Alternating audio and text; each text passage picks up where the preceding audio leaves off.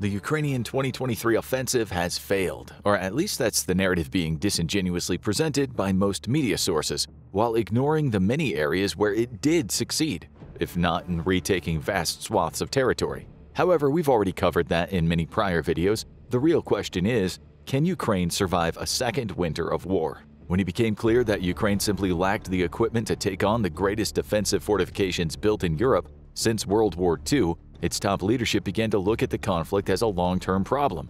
Thus, Ukraine shifted to a strategy of shaping the future fight, and one that's now going to be paying dividends come winter. Last winter, Ukraine and its allies basically set the stage for its offensive failure. While Ukrainian forces sat on the defensive, all they could do was watch, as Russian troops created vast fortifications that would prove impossible to completely overcome. But this wasn't by choice. Ukraine asked for, but did not receive, the precision and long-range strike weapons it needed to disrupt those fortification efforts. So the question is, what's going to happen this winter? Are we simply going to see a repeat of last winter? Disturbingly, the answer is that it's more than likely not yes. And here we're going to get slightly political because the reason why this is happening is a political one, not a question of Ukrainian fighting spirit or ability. Ukraine has stated that it's going to continue offensive operations even during the winter, so as to deny the Russians the ability to build up fresh fortifications. And let's take a minute to appreciate the fact that Ukraine, a nation a fraction the size of Russia, is going to be on the offensive against a vast military during the hardest time of the year to fight. For there to be much success, though, it's going to need significant stocks of Western equipment, and this is where the combined West is doing all it possibly can to ensure the Russians win the war. The biggest problem that Ukraine faces from its Western allies is a lack of focus and commitment. Europe promised Ukraine 1 million shells in 2023, and it's delivered only a fraction of that. NATO continues to ship weapons to Ukraine, but only in drips and drabs. This leaves Ukrainian military planners with a very difficult problem. If they commit resources to an offensive,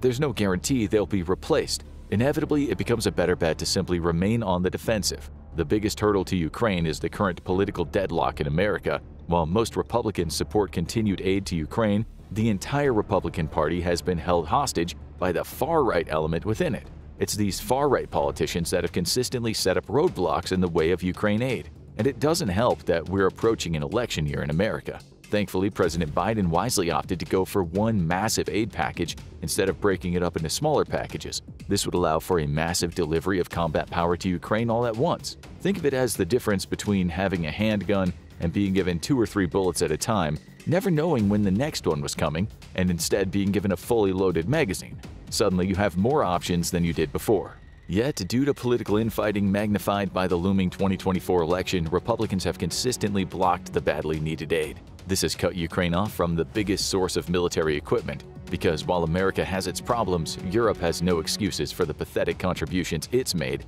to a conflict in its own backyard. That's not to say that Europe's contributions haven't been significant or even helpful, but rather the continent as a whole has only given a fraction of what the US has on its own, and the continent continues to show absolutely no promise of doing more anytime soon.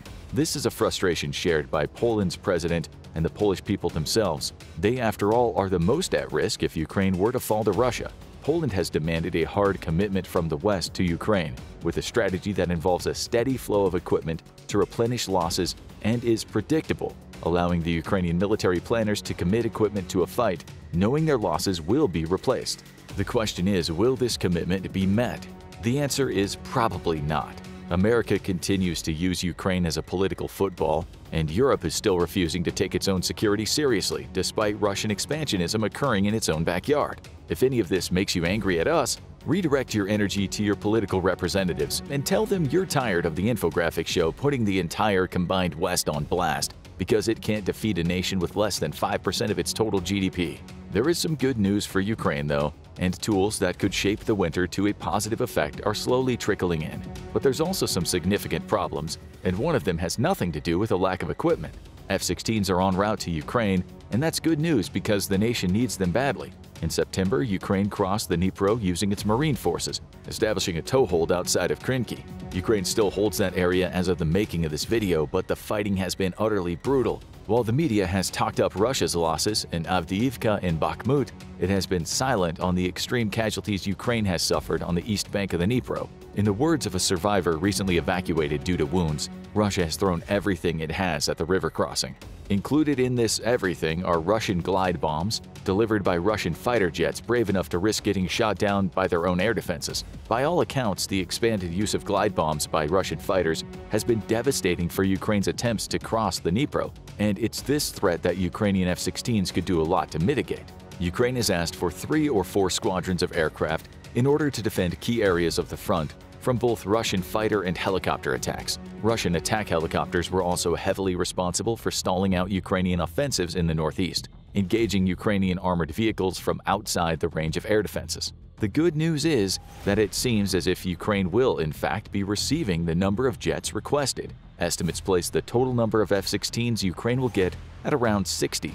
F-16s won't be a silver bullet to this war any more than the German Leopard 2s or American Abrams tanks, but they will significantly impact Ukraine's ability to retake territory and blunt Russian air power. Despite having a fleet of nearly 800 attack aircraft, Russia's sortie rate has plummeted to only 100 a day. That's in stark comparison to the USS Theodore Roosevelt, which by itself flew about 40 sorties a day during Desert Storm. Why is the entire Russian Air Force flying barely twice as many sorties as a single American carrier? And why does this matter for the incoming F-16s?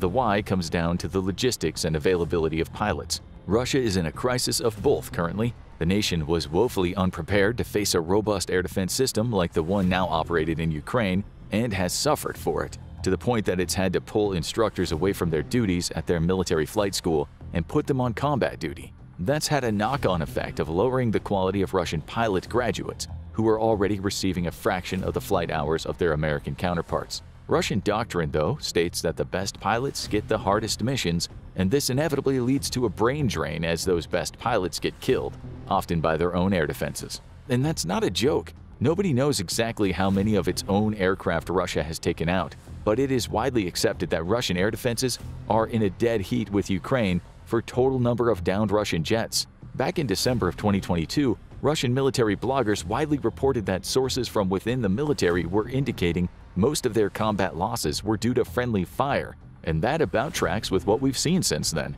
and how Russia has been using its aircraft from inside friendly lines, lobbing long-range standoff munitions at distant targets well outside the range of most Ukrainian air defenses. The endemic nature of Russian friendly fire.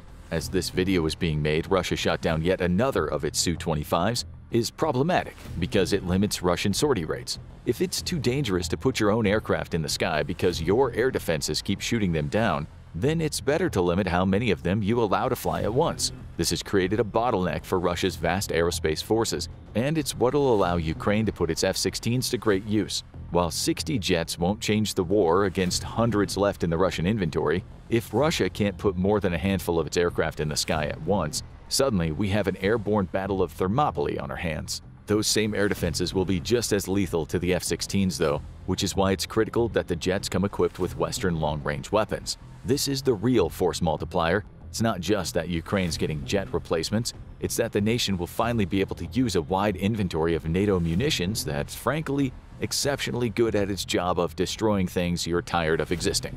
But the jets have one hidden feature that could make them a truly lethal threat to Russian aircraft operating anywhere near the front, even if using it could be the first truly escalatory step the West has taken in this war. NATO aircraft come with a military communications link known as Link 16. This secure data link allows NATO aircraft to talk to each other and to talk to each other's weapons. It enables the use of smart precision weapons and other high-tech toys that could make Russia's military have a very, very bad day. The biggest capability Link 16 provides is the ability to communicate directly with airborne command and control aircraft, the exact type of aircraft that NATO has on constant patrol around the borders of Ukraine.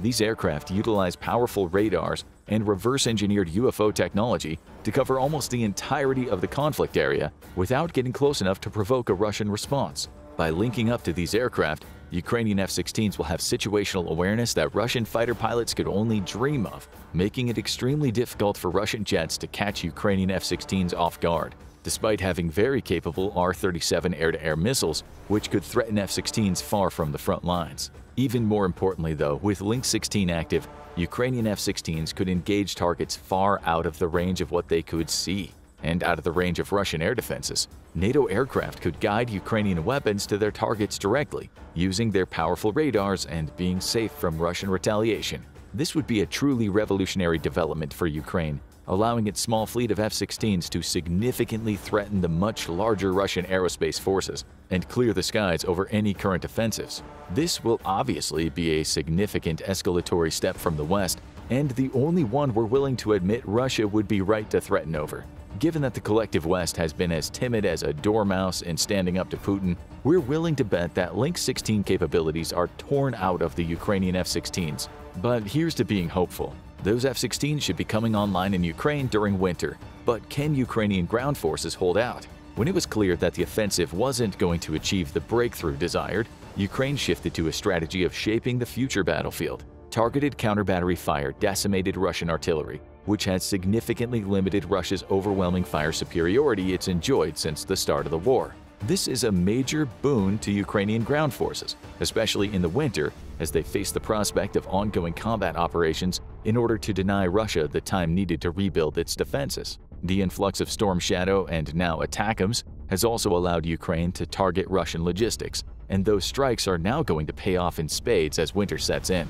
Russian supply lines have been significantly affected by ongoing strikes of precision Western weapons, and this is going to take a toll on Russian defenders in the war. We already saw how badly Russian forces suffered in their trenches last winter, and that was before Ukraine had access to the number of precision weapons it has today. As it's been said by senior American military officials, we do not envy Russian soldiers in the coming winter season. Ukrainian ground forces continue to be well supplied with the basic essentials needed for life on the front during the winter. Warm weather gear is in abundance, as are military rations supplied by the West. This is in stark comparison to the food and warm winter gear problems we saw from Russia last year. Though what their situation is this year remains unknown. Ukraine's biggest problem, however, isn't keeping troops warm and fed on the front, it's exhaustion. Russia's leveraged its only advantage over Ukraine in the last few months in anticipation of winter fighting. Russian tactics have rightly been called meat wave attacks, as the nation has sent scores of unsupported infantry straight into the teeth of Ukrainian defenses since the end of summer. Here, Russia is leveraging its overwhelming numbers superiority and callous disregard for its own citizens' life, traditional strengths for the nation, against superior Ukrainian firepower and training. Unfortunately, the attacks are working at exhausting Ukrainian defenders, who've had to face wave after wave of the attacks. Ukraine is badly in need of rotating its frontline troops out for rest and reconstitution, but it's unlikely to be able to do so in any significant numbers during the ongoing winter fighting season. With an estimated 1 million military-age men leaving the country, creating the badly needed relief forces is also a problem. This is why Ukraine's continued survival hinges on Western support. It's been widely said that precision trumps mass, and historically this has been the case. During the second invasion of Iraq, a force of less than 100,000 American ground combat troops was able to completely defeat the entirety of the Iraqi military due to overwhelming precision strike capabilities. These are the same capabilities that Ukraine needs today, but the real question is, will the West continue to collectively hide behind its skirts as Putin kills more Ukrainians, or finally commit to winning this war as it once promised at the outbreak of hostilities? So, can Ukraine survive the winter? Yes, it will inevitably do so. Even if left unsupported, the nation has the ability to continue fighting for quite a long time. But actually ending this war and limiting the loss of life on both sides comes down to the West getting its act together, and at last providing the tools needed in the quantity needed. It's Russia who, in fact, is at risk of losing a protracted conflict. Putin recently admitted to the military suffering as many as 300,000 casualties in Ukraine, prompting many to question just how much longer it can contain growing outrage at mounting casualties. Even more importantly, though, Russia's budget went into deficit just 3 months into 2023, and with the nation expanding its military spending, it's unlikely to be able to support ongoing combat operations at this scale for longer than 2 or 3 years at the most. If Ukraine can inflict more catastrophic losses, the economic cost of the war may simply become too heavy to bear. Now go watch how Ukraine war is reshaping US military, or click this other video instead.